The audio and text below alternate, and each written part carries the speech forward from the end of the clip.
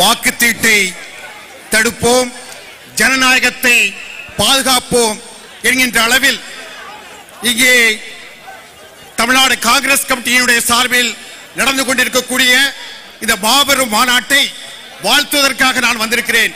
நான் கட்சியை சார்ந்தவன் அல்ல, நான் ஒரு சிவில் சமூகத்தின் சார்பாக இங்கே வாழ்த்த வந்திருக்கின்றேன். நம்முடைய மதிப்புக்குரிய ராகுல் காந்தி அவர்கள் பாரத் ஜோடோ யாத்ரா சென்ற பொழுது சிவில் சமூகங்களுடன் ஒருங்கிணைந்து கொண்டு நீங்கள் யாத்ராவை மேற்கொள்ளுங்கள் என்று சொன்னார். அதே போன்று கட்சி கொடி தேவையில்லை, தேசிய கொடியை கையில் ஏந்தி செல்வோம் என்று சொன்னார்.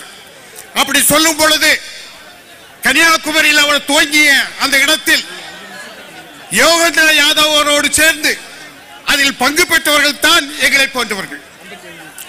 அதன் பின்பு 2024ஆம் ஆண்டு நடந்த அந்த பொது தேர்தலின் போது தமிழகம் முழுவதும் RSS பிஜேபிக்கு எதிராக ஒரு மாற்று சக்தி வர வேண்டும் என்று பிரச்சார இயக்கத்தை எடுத்தவர்கள்.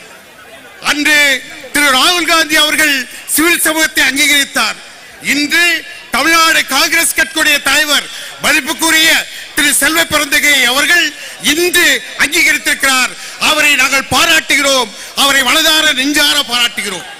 இங்கே வாக்கு அதிகாரம் எங்களுடைய மாநாடு வெல்லட்டும் என்று சொல்வதோடு குறிப்பாக இங்கே நாம் பணக்காரனுக்கு ஒரு ஓட்டு, ஏழைக்கு ஒரு ஓட்டு என்பது அல்ல. அதானிக்குமாக இருந்தாலும் சரி, அம்பானியாக இருந்தாலும் சரி, அது ஒரு ஓட்டு தான். நம்ம நாட்டில் ஒருவேளை சாப்பாடுக்கு வழி இல்லாமல் இருக்கக்கூடிய அந்த நபருக்கும் சுப்பேனுக்கும் ஒரு ஓட்டு தான். அதுதான் இந்த நாட்டுடைய ஜனநாயகம். இந்த நாட்டுடைய ஜனநாயகமும் இந்திய அரசியலமைப்பு சட்டமும் கேள்விக்குள்ளாக்கப்பட்டுள்ள நேரத்தில் குடியுரிமைக்காக நாம் இங்கே ஒருங்கிணைக்கிறோம்.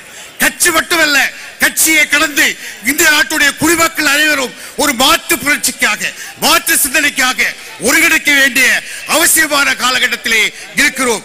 அந்த காலகட்டத்தில் தான் இந்த மாநாடு என்பது இங்கே நடக்கிறது. பீகாரிலே அங்கே திரு ராகுல் காந்தி அவர்கள் ஒரு மாபெரும் நடைபயணத்தை சென்றதோடு பெரும் பிரச்சாரத்தை என்று சொன்னார். 65 லட்சம் வாக்குகளுக்கு மேலால் அந்த பீகாரிலே இல்லை என்று சொன்னார்.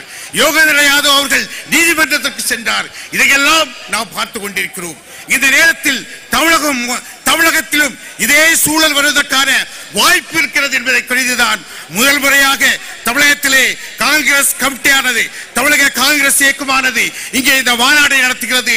அந்த மாநாட்டை வாழ்த்துகிறோம். வாக்கு அதிகார மாநாடு வெல்லட்டும் வெல்லட்டும் என்று சொல்லி வாய்ப்புக்கு நன்றி விடைபெறுகிறேன். நன்றி, வணக்கம்.